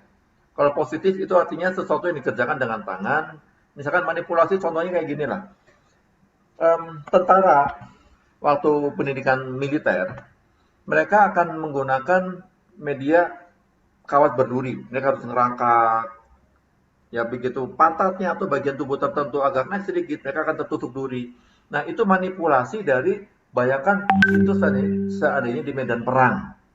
Anggap duri itu adalah peluru tajam. Jadi Anda salah salah gerak sedikit, salah salah belok sedikit, Anda akan mati. Nah, itu manipulasi yang tujuannya untuk positif, untuk pengembangan diri. Manipulasi yang negatif, ini melakukan penipuan. Misalkan pemimpin minta, tolong dong beliin saya permen coklat dong, di luar jam kerja misalkan. Di dalam jam kerja. Kemudian kita memanipulasi karyawan yang piket. Kamu kalau nggak mau beliin, ya saya nggak bisa ngejamin sih nilai rapot kamu akan bagus. Nah, ini manipulasi. Dia mencoba untuk memberikan penekanan tertentu yang tujuannya buat menguntungkan diri sendiri. Jadi pengaruh berbeda dari manipulasi. Pengaruh adalah ketika Anda datang, coba cek waktu Anda datang masuk ke tempat kerja, ke toko, mereka kayak gimana sih?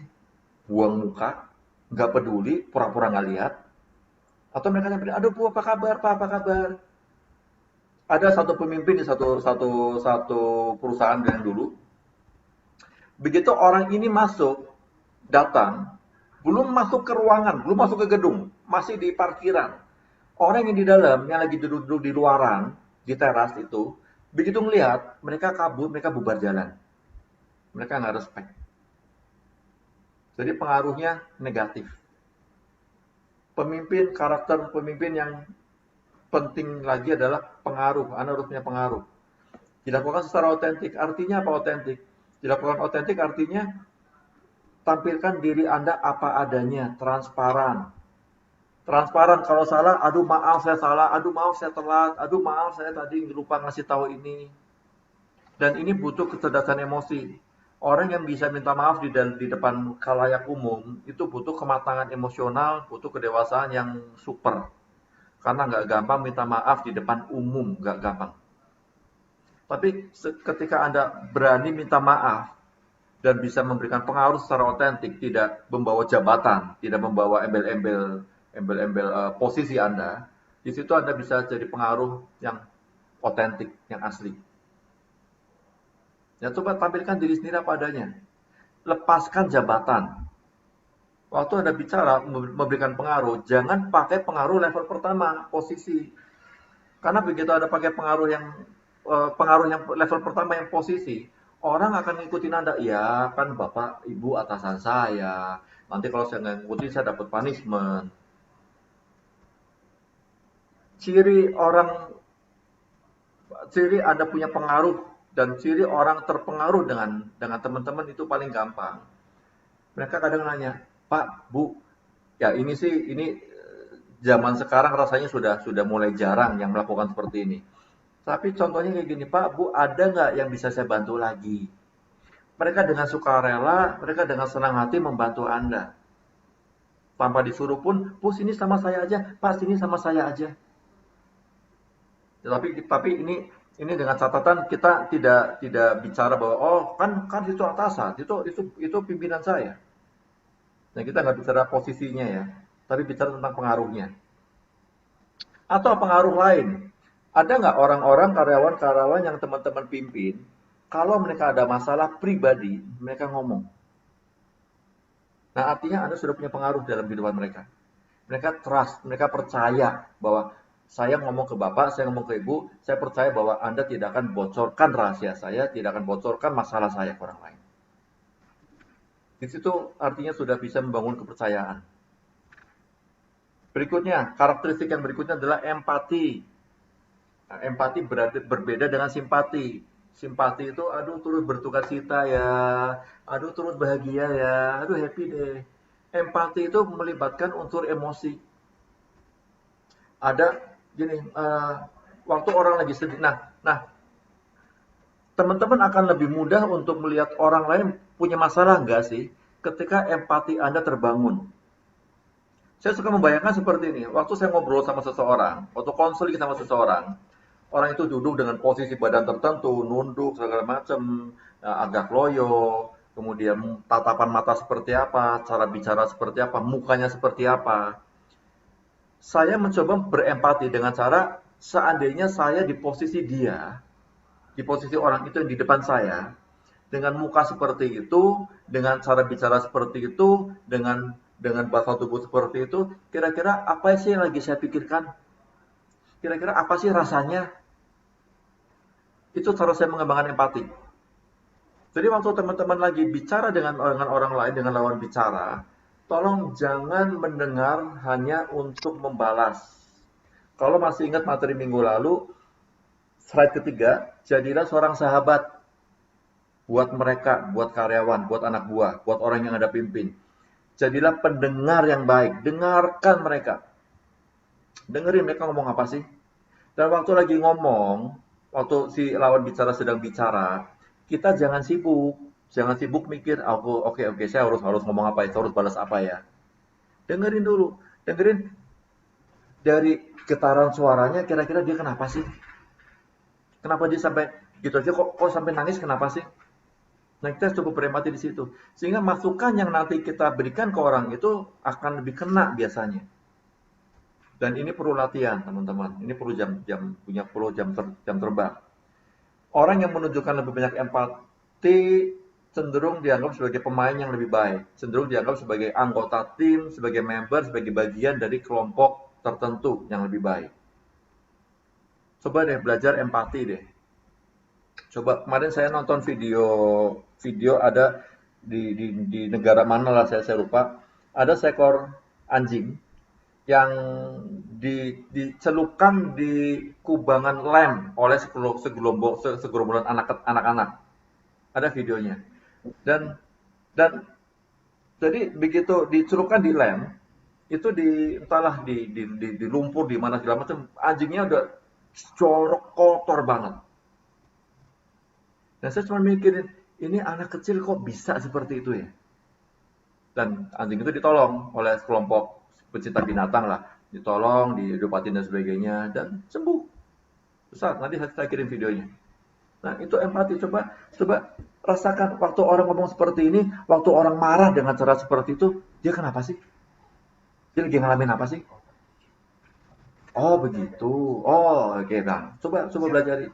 Dan waktu ngomong, waktu ngajak dia bicara, coba pahami, dengarkan dulu. Mungkin saya pernah posting di IG. Coba dengarkan yang tidak terdengar. Yang tidak terdengar itu apa? Raut muka, getaran suara. Orang kalau lagi nahan amarah, nahan emosi, dia lagi mencoba ngomong dengan netral, suaranya akan bergetar. Nah, itu dengarkan itu. Bahasa tubuh, coba dilihat yang tidak terlihat. Apa sih yang tidak kita lihat? Coba latihan berempati di situ.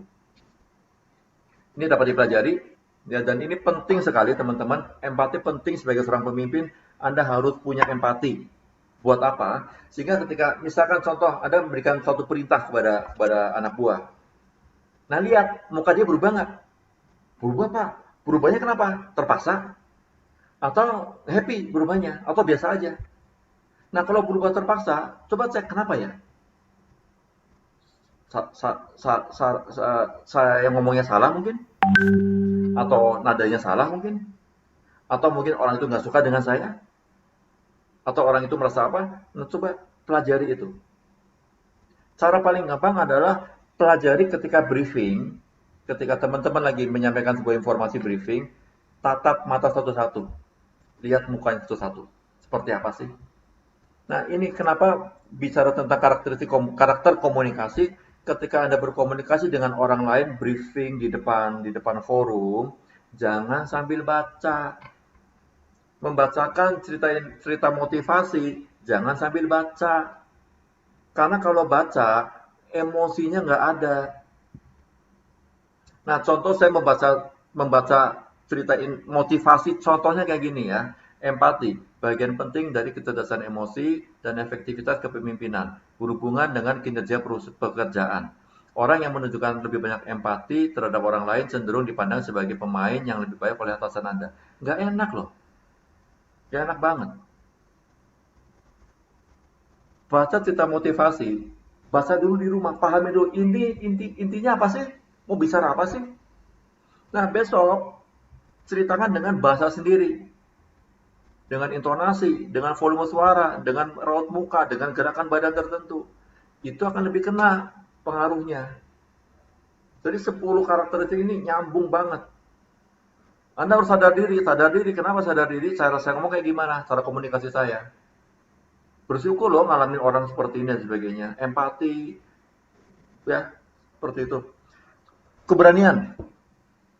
Karakter berikutnya tentang keberanian. Bicara,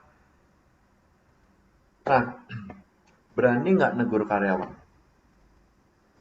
Berani nggak negur orang yang memang jelas-jelas salah, tapi dia usia lebih tua, tapi masa kerjanya lebih lama? Berani nggak? Seorang pemimpin harus berani ngomong kepada siapapun, asal benar, bukan ngawur. Dibutuhkan keberanian untuk bicara di tempat kerja. Teman-teman punya ide, besok ada meeting nih, kita meeting seluruh cabang, punya ide, ngomong, sampaikan. Latihan berani besok, sampaikan. Mau memberikan masukan misalkan, besok di forum meeting besok, kasih umpan balik, kasih masukan. Jangan melihat, aduh nggak enak, itu kan pemimpin pemimpin kami, nggak enak. Ngomong dulu, nggak apa-apa. Toh belum tentu salah. Siapa tahu ide teman-teman justru lebih baik yang bisa kita terapkan. Kita nggak pernah tahu lah. Jadi pemimpin harus berani untuk ngomong. Ada ide baru, ngomong. Resikonya apa? Pasti akan ada yang nggak suka. Pasti akan ada yang nggak suka. Ketika teman-teman negur seseorang, negur karyawan yang jelas-jelas dia salah, ditegur. Resikonya apa? Orang itu mungkin akan ngomong di luaran, tahu nggak? Si ibu ini, si bapak ini, si profesor ini, si ini, begini. Dia akan balikkan fakta. Itu konsekuensinya. Siap nggak sebagai pemimpin seperti itu? Dan harus berani ngadepin seperti itu. Prinsipnya, yang tahu kebenaran adalah saya dan orang itu. Dan bodohnya orang lain ketika dia percaya mentah-mentah, dia telan informasi itu mentah-mentah, tanpa cross check ke yang ngajak ngomong. Dan itu ada yang seperti itu. Nggak usah peduliin. Sakit, memang nggak enak. Tapi itu perlu keberanian untuk menghadapi situasi seperti itu. Tadi learning agility tadi, belajar berhadapan, aduh kok situasi kayak gini, kok saya difitnah ya. Nah belajar. Saya harus beradaptasi, oke saya difitnah, tapi kan yang tahu kebenarannya kan saya. Dan orang yang kebetulan mungkin menyebarkan fitnah itu, kami berdua yang tahu. Ya sudah nggak apa-apa. Belajar sesuatu yang baru di situ. Aduh bersyukur. Jadi saya tahu orang ini mulutnya nggak bisa dipegang. Kan belajar hal yang baru di situ. Terus keterampilan utama ya, ini tadi sudah dibahas. Nah, kadang-kadang kita menghindari masalah bukan karena takut ribut. Aduh, udah deh, nggak apa-apa deh, nggak apa-apa, biarin aja deh. Daripada ribut, nggak enak dilihat orang. Sebetulnya bukan takut ributnya loh, kita menghindar. Coba kalau mau jujur, berapa banyak orang menghindari konflik dengan alasan nggak enak, takut hubungannya renggang, takut nanti bikin takut begitu. Sebetulnya ini nyambung materi minggu kemarin, yang kita takutkan sebetulnya adalah saya tidak siap kalau dimusuhi oleh orang itu. Sebetulnya alasan sebenarnya adalah saya tidak siap kalau tidak populer. Saya tidak siap kalau difitnah. Saya akan merasa sakit hati terganggu kalau orang itu ngomong yang berbeda daripada yang tadi sudah kami bicarakan di ruangan. Kadang-kadang orang menghindari konflik alasannya itu. Bukan menghindari konfliknya, tapi nggak siap menghadapi perubahan. Tidak siap menghadapi resiko yang harus saya hadapi ketika masalah ini kemudian berkembang. Jadi, kasih alasannya apa?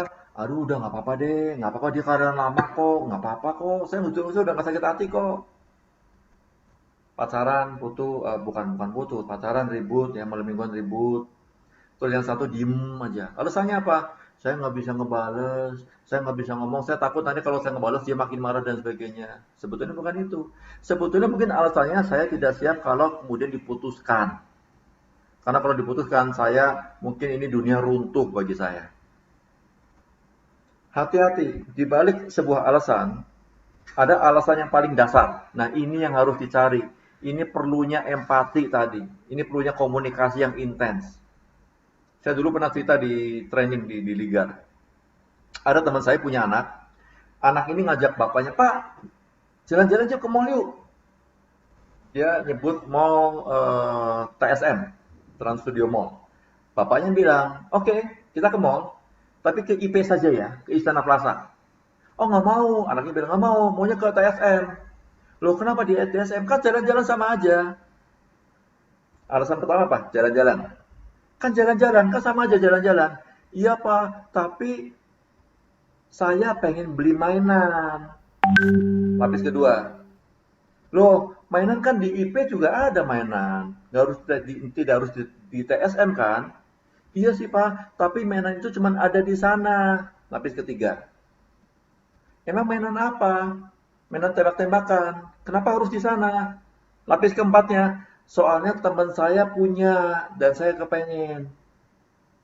Makanya dia diajak ke Istana Plaza, dia nggak mau. Dia maunya ke TSM yang ada tembak-tembakan yang temennya belinya di situ. Anda harus berani, harus bisa menggali sampai sampai ke situ. Ketika Anda menghindari sebuah masalah, menghindari sesuatu, coba cek menghindari apa sih? Apa sih yang ditakutkan? Makanya saya harap form yang minggu lalu sudah diisi benar-benar. Ya minggu lalu saya himbau, tolong diisi serius, isi benar-benar. Buat apa sih? Buat kepentingan masing-masing kok. Ya keberanian. Terus ini terakhir, respect, menghormati. Ini satu hal yang dapat dilakukan. Sebetulnya respect tidak perlu Anda lakukan loh. Perlu sih gini, dilakukan itu dengan cara berpenampilan ya, dengan penampilan, dengan cara bicara, dengan cara memperlakukan orang lain, itu bentuk respect pemimpin kepada orang yang dipimpin, kepada lawan bicara, kepada orang-orang yang di sekitar Anda. Itu respect. Tapi kalau kita bicara lagi tentang 5 level kepemimpinan, respect tidak perlu dicari, sama halnya posisi tidak perlu Anda cari. Saya yakin di sini yang sekarang ada di ruangan ini, sekian belas orang ini, tidak ada yang mencari posisi, saya pengen jadi profesor saya jadi donatur pengen jadi SPV saya rasa enggak. Bahkan kadang-kadang yang sudah jadi SPV, boleh nggak sih saya turun jadi SPV? Kadang-kadang ada yang seperti itu. Nah, tapi kenapa Anda ada di sini? Karena kami melihat ini orang bagus, Anda orang baik, Anda punya karakter yang dapat dipercaya, sehingga disinilah teman-teman sekarang ada di ruangan ini. Respect tidak perlu dicari sebetulnya. Tapi perlu Anda lakukan. Karena kalau Anda tidak respect kepada orang yang Anda pimpin, mereka pun tidak akan respect ke Anda. Contoh paling gampang untuk respect adalah ucapkan terima kasih. Aduh terima kasih ya. Boleh minta tolong nggak angkatin galon? Boleh minta tolong nggak ambilin air buat tamu ini? Boleh minta tolong nggak nanti kalau ada paket datang, tolong antar ke ruangan. Ketika ada, bilang, aduh makasih ya udah dianterin. Yang lengkap, terima kasih ya sudah dianterin paketnya. Makasih ya sudah dibeliin makanan. Yang lengkap jangan, thank you ya kadang-kadang saya juga, thank you, makasih. Respect. Terus, respect akan meredakan ketegangan dan konflik. Jadi kalau lagi berdebat, lagi berargumen dengan karyawan, dengan anak buah, di briefing, di forum, usahakan kalau orang itu lagi bicara, kita diam. Usahakan kalau sedang ada yang berbicara, kita diam. Itu artinya kita respect orang itu. Karena kalau orang itu bicara dan kita ikutan bicara, akhirnya terjadi noise, berisik. Noise itu gangguan. Berisik. Kita nggak dengar dia ngomong apa, kita ngomong apa dia nggak dengar, dan karena dia merasa suara dia kalah keras dari kita, dia ngomong lebih keras. Dan kita kalau memang orangnya sensi, baperan, kita gampang ngomong, kok kamu ngegas sih, kok kamu nyentak sih ngomongnya sih.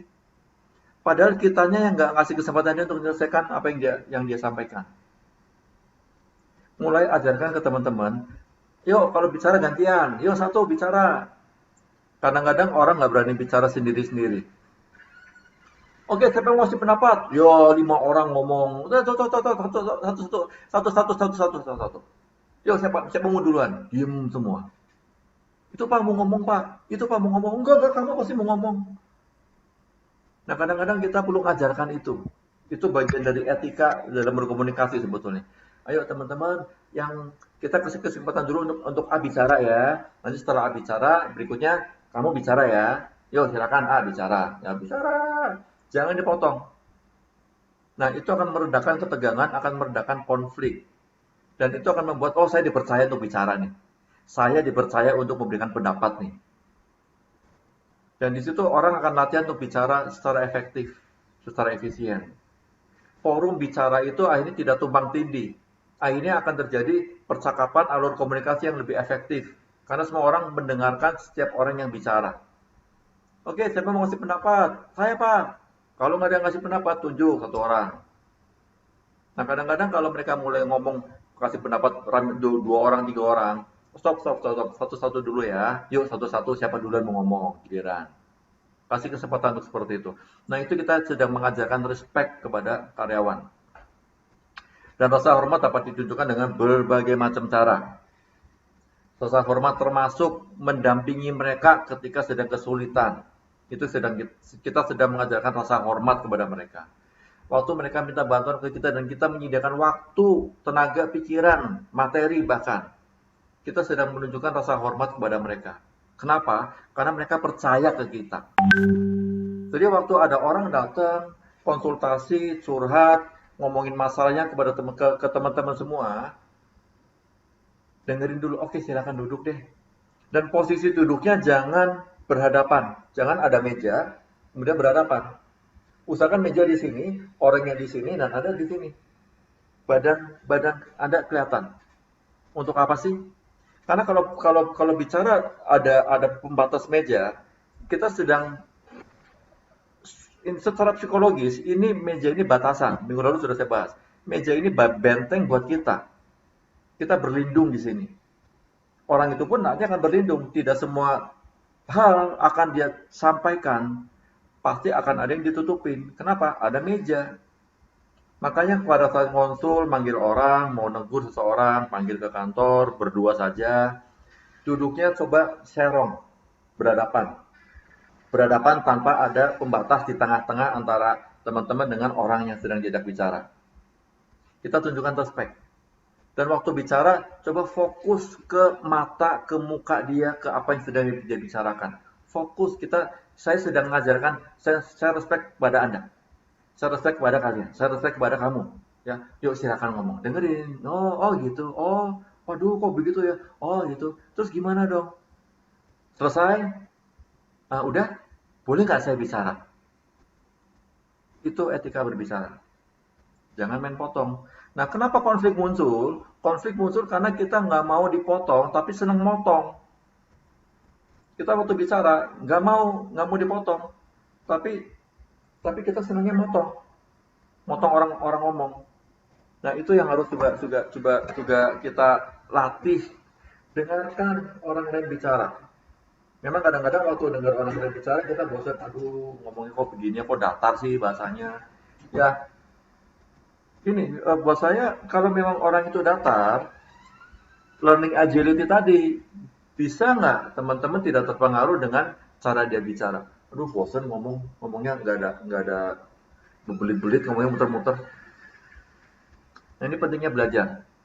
Jadi 10 karakter ini adalah silakan teman-teman pelajari. Kalau memang ada yang bingung boleh diskusikan. Tapi 10 karakter ini minimal pahami, baca, lakukan, praktekkan. Ya pertama, kalau diulang ada apa saja tadi masih ingat?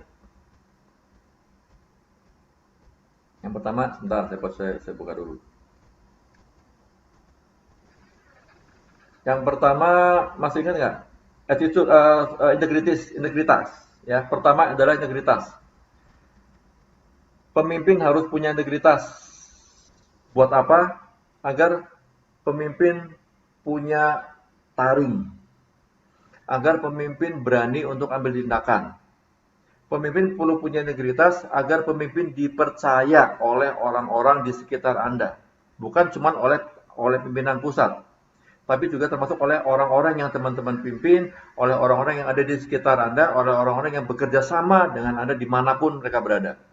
Ya, kedua, kemampuan untuk mendelegasi. Berikan delegasi, jangan semua pekerjaan dikerjakan sendiri. Kalau semua pekerjaan dikerjakan sendiri, terus kenapa harus ada tim? Kenapa harus ada anak buah? Kenapa harus ada SA, gudang, dan sebagainya? Kenapa harus ada admin? Bagikan yang bisa Anda ajarkan ke orang lain, ajarkan sampai orang itu ngerti. Nah, itu delegasi. Akhirnya ketika orang itu ngerti berbagai macam hal, suatu saat Anda akan mundur, Anda tinggal bilang, Pak, Bu, ini pengganti saya. Dia sudah siap. Tugas saya sudah selesai, saya mau mundur. Nah, itu fungsi delegasi. Terus keempat, komunikasi. Komunikasi, hati-hati, banyak gangguan. Gangguan itu kadang-kadang dari pikiran kita, dari pola pikir kita, dari ketidaksabaran kita untuk ngebales orang itu. Makanya penting untuk mendengarkan slide ketiga minggu lalu. Dengarkan, jadi sahabat dulu buat mereka. Dengarkan mereka mau ngomong apa sih? Maksudnya apa sih? Kalau ada satu contoh gini, nanti saya kirim ya. Ada satu keluarga, pernah nggak tahu sudah dapat videonya atau belum? Keluarga ini makan berat di pinggir jalan tol. Di pinggir jalan tol, makan buka rantang dan sebagainya. Di pinggir jalan tol. Kemudian ada polisi datang. Nggak tahu ngomong apa kurang jelas, tapi ada satu kalimat yang dilontarkan oleh si orang yang lagi makan ini. Jadi nggak boleh makan, Pak ya? Intinya bukan nggak boleh makan, Ibu. Ibu makan boleh, tapi silakan di rest area. Karena kalau bapak ibu makan di pinggir tol berbahaya. Nah, orang kadang-kadang nggak mau tahu. Oh, berarti nggak boleh makan dong. Pengertiannya yang salah. Nah, kadang-kadang orang suka seperti itu, pakai pikiran sendiri, dia nggak mau tahu alasan orang. Alasan polisi melarang makan adalah karena berbahaya buat nyawa. Tapi ada yang ngomong, orang itu, si keluarga yang makan di pinggir jalan itu ngomong, oh jadi nggak boleh makan, Pak. Boleh makan, Ibu, bukan nggak boleh makan tapi di rest area. Nah, kan berbeda. Terus self awareness, yang keempat kesadaran diri, bangun kesadaran diri. Saya gampang bad mood kalau lagi kayak gimana sih? Saya gampang capek kalau lagi gimana sih? Saya gampang nggak semangat kalau lagi kayak gimana sih? Oke, kalau saya nggak semangat, kalau saya lagi bad mood, efeknya ke saya apa ya? Oh, berarti saya harus perbaiki itu. Nah, fokusnya untuk memperbaiki diri. Kelima, bicara tentang gratitude, bersyukur. Bersyukur teman-teman di sini walaupun ada yang baru, tapi sudah dikasih kepercayaan untuk memimpin, ya walaupun masih di posisi PLT, posisi magang, bersyukur bahwa saya dapat kesempatan belajar gratis. Saya pernah bilang kemarin pas keliling, waktu kita sekolah, kita dapat PR, dapat ujian, dimarahin guru, dan setiap bulan bayar SPP. Di Donatello di sini, teman-teman belajar, PR-nya apa? PR-nya macam-macam, dari pimpinan, dari AM, dari pusat, dari HR misalkan. Ada PR. Ujiannya kapan? Ujiannya bisa suatu waktu. Ujiannya misalkan dengan perubahan pola kerja, perubahan sistem dan sebagainya. Gurunya siapa? Gurunya ya orang-orang yang ada di sekitar kita kerja. Admin, kasir, JSSPV misalkan, atau FA, orang gudang, itu guru-guru kita. AM, ya pimpinan-pimpinan direksi itu guru-guru kita, itu para penguji kita. Bersyukur dan dibayar tiap bulan. Ada nggak di sini yang bayar? Bayar ke Donatello karena sudah diajarin. Nggak ada yang bayar. Justru setiap bulan dibayar kan. Bersyukur ya, saya dapat ilmu baru hari ini, minggu lalu dapat ilmu baru, minggu depan nggak tahu ilmu baru apa lagi. Bersyukur dan dibayar seperti ini. Teman-teman cuma ulangin waktu 1,5 jam kok, maksimal 2 jam. Harga yang harus dibayar cuma waktu. Dan sedikit, ini ngomong apa sih, putus-putus, suara nggak jelas. Cuman itu aja kok. Selebihnya enggak ada apa-apa.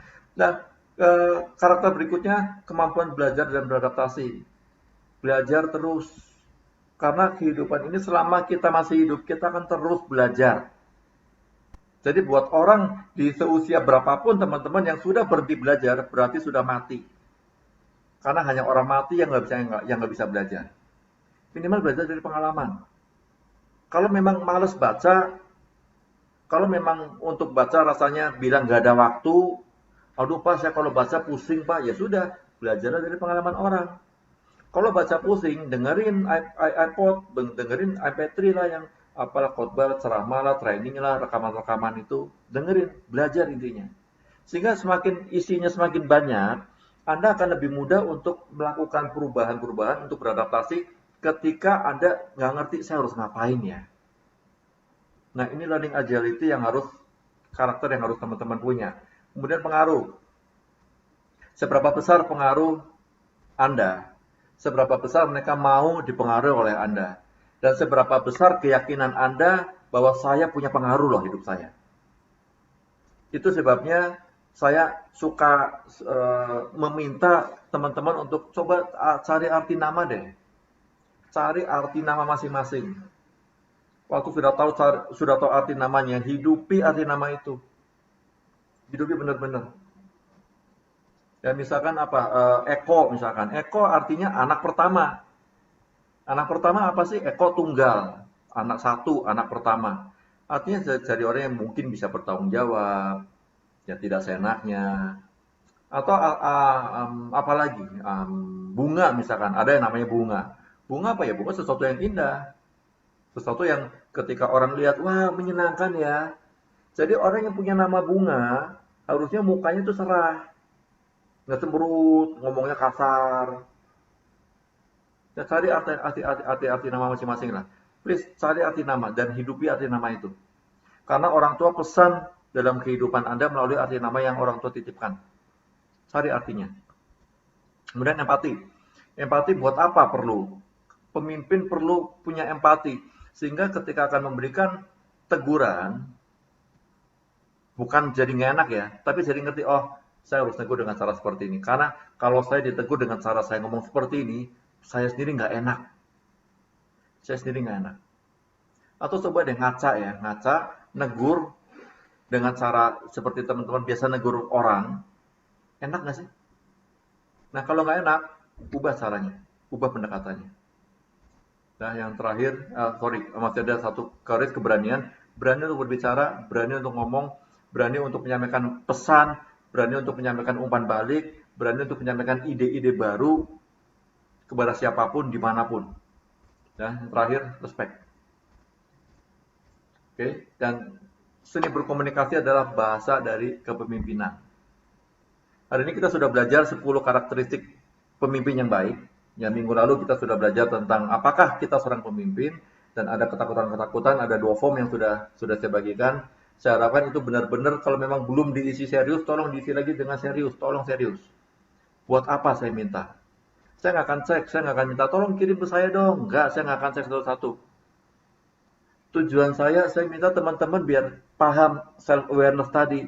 Oh, saya sadar saya kurangnya ini, saya takut ini, saya cemburu terhadap ini, saya khawatir terhadap ini, saya merasa dibandingkan dengan ini. Ada 7 dan yang terakhir, perubahan apa yang ingin dilakukan, lakukan serius. Saya sih pengen, saya berharapnya teman-teman juga menentukan waktu kapan saya akan berubah. Maksimal saya akan lakukan ini kapan. Jangan nunggu seiring berjalannya waktu Pak, saya akan lakukan Pak. Jangan nunggu waktu. Ya waktu tidak pernah menyelesaikan masalah. Waktu hanya akan menambah masalah jadi lebih besar. Jadi pesan saya terakhir untuk hari ini ya, untuk hari ini. Minggu depan kita nggak tahu akan ada materi apa. Saya juga belum bicarakan dengan Pak Dery. Tapi setidaknya, ayo belajar. Ayo jangan bosan untuk sharing di briefing. Jangan bosan untuk mengembangkan diri. Dan kalau memang ada yang mau ditanyakan, please monggo tanya ke saya, ke Pak Dery, ke HM masing-masing. Ya jangan sungkan. Saya sungguh berharap teman-teman suatu saat nggak di Donatello lagi, teman-teman membawa nama harum Donatello di luar. Saya sangat menyayangkan buat orang-orang tertentu yang sudah keluar dari Donatello dan membawa sakit hati, membawa luka yang sebetulnya mungkin ada andil dari mereka sendiri. Nah, saya berharap siapapun di sini, di ruangan ini, yang masih bisa berkesempatan untuk belajar, ayo belajar. Suatu saat pindah dari Donatello, tunjukkan ini loh kualitas Donatello seperti ini. Di situ Anda akan dapat kredit, di situ Anda akan dapat value, dapat nilai lebih tinggi. Jadi nggak khawatir lagi, aduh gajinya kurang, jangan nyari gaji. Makanya saya pesan, jangan kerja cari gaji, cari kualitas. Sehingga ketika teman-teman bisa menunjukkan kualitas diri di luaran sana, orang akan nyari. Ya, itu pesan saya. Kita akan akhiri, kecuali ada yang mau tanya? Nggak ada? Kalau yang mau tanya, tanya di grup aja ya, di grup leader ya. Ya, oke. Besok kita akan